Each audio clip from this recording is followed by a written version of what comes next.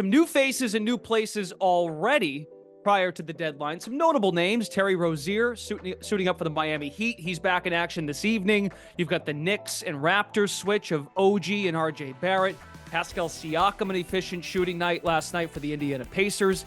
He, of course, used to be in Toronto, and Kyle Lowry was on the other end of the deal with Terry Rozier. So Lowry in Charlotte for the time being. We welcome in two of our very best at Action Network who cover the NBA, Matt Moore and Jay Money. Fellas, good to talk to you here on a Wednesday, day before the trade deadline. Matt Moore, I'll ask you first, because that's the topic right now in the NBA. Deadline, All-Star break. It's that weird, grinded out time of the NBA schedule. People are just trying to get to the break, but this is an important day tomorrow. Why do teams trade, first and foremost? Contenders, pretenders, teams out of it, and which teams do you see are in position to make a deal ahead of tomorrow's deadline? Yeah, so it's actually a more interesting question that seems on the surface. Most people be like, well, because they want to get better and they want to win a title, or they want to move money, or their player hates them. Like those are the normal answers to these kinds of questions. But what you should understand is that executives almost never move from positions of weakness. So all these teams where it's like, oh, but they're spiraling, everything is terrible, they're under 500, they're way below expectations.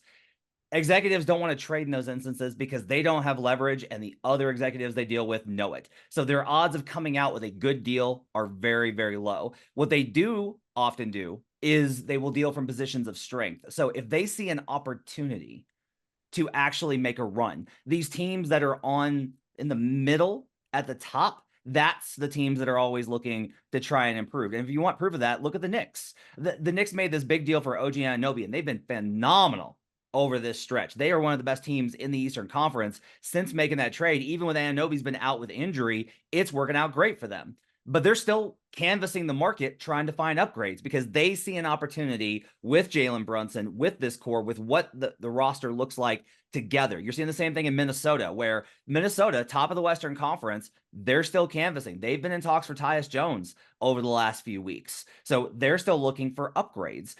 That's the type of teams that are looking to upgrade. That's one of the reasons why I'm skeptical of the Lakers being able to find anything, is because the Lakers, everyone knows they're up against it. Like everyone knows the situation that they're in. And so the Lakers are basically hoping that the Atlanta Hawks bail them out by giving them DeJounte Murray for nothing, because it started with the Hawks being like, well, clearly we need Austin Reeves back. And the Lakers being like, well, and then Lakers eventually trying to sell them like, look, D'Angelo Russell's really important to us. And if you're the Hawks, why are you doing business there? So one of the things to keep in mind tomorrow is keep an eye out for the teams that have an opportunity that are playing well. Those are the teams I think the executives can afford to be more aggressive, versus some of these teams where you may feel like, well, they got to do something.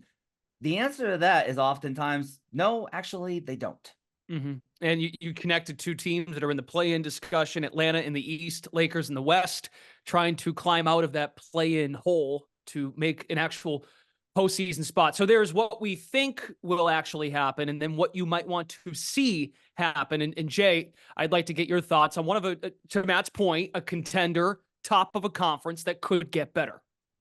Exactly. Yeah, I think it's all about maximizing your opportunity to win a championship. Like right now, it's almost like baseball. Like, all right, we have a window. Let's try to get it done now. Let's try to win a championship or go as deep as we can in the playoffs right now. That's why teams like the Pacers got Pascal Siakam, and teams like the Knicks went and got OG Anunoby. But the Wolves sit at the top of the Western Conference right now. I'm right there with Matt. I would love to see them get a point guard, a backup point guard that can come off the bench, that can give them more defense, more offense as well. I mean, they have Jordan McLaughlin, but Tyus Jones will really take them to another level. We saw him do it in Memphis the past few years. Whenever Ja Morant was out, the Grizzlies didn't miss a beat because they had Tyus Jones. Now, he's over there in the Wizards right now. They're just not serious about playing basketball. So free Tyus Jones. I would really love to see the Minnesota Timberwolves get a strong backup point guard. I really think that would take them to another level. And also the Phoenix Suns as well. We know this team can score with the best of them. I mean, they can put up 130 points any night, but they're still like one or two pieces away, like good wing defenders or more size down low, because, I mean, really, other than Nurkic, they don't really have a ton of size or good defense out there. So I think there's a few key pieces for a couple of teams that could possibly go really far in the Western Conference. I really like to see the Wolves get Tyus Jones, and I really like to see the Suns get some more defense and size. Matt, we hit on Tyus Jones last night on NBA Bet Stream, and we discussed, just explain to the viewers how Jones could fit in with Nas Reed, Alexander Walker. How does he fit into that mix? Possibly. Yeah, I think it's a perfect fit there because one, it helps alleviate some of their concerns with Mike Conley and trying to figure out an extension offer for him long term. But the other thing here is with Tyus Jones, you've got a really stable second unit. Nas Reed's one of the most impactful bench players in the league. Adding Jones, who's a capable defender and a very low mistake guy. That's the real big key here, is if you can just have another guy that you know you can put on the floor and stagger with the rest of those starters, and they have a really good starting group who's low mistake, that just boosts things. Because you've seen the turnaround with Mike Conley and how good they've been with Conley on the floor. Jones provides a lot of opportunity there.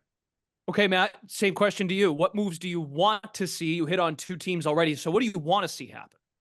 So I do want to see the Hawks go ahead and make some moves because they've been delaying the inevitable. It's been apparent to everybody, the worst kept secret in the league is that they want to move on from Clint Capella, and then Onyeka Okongwu is their future at center. He's been playing great this season. Capella's had a pretty good season as well. They need to go ahead and pull the trigger on that. More than a DeJounte Murray move, they need to make that type of a trade.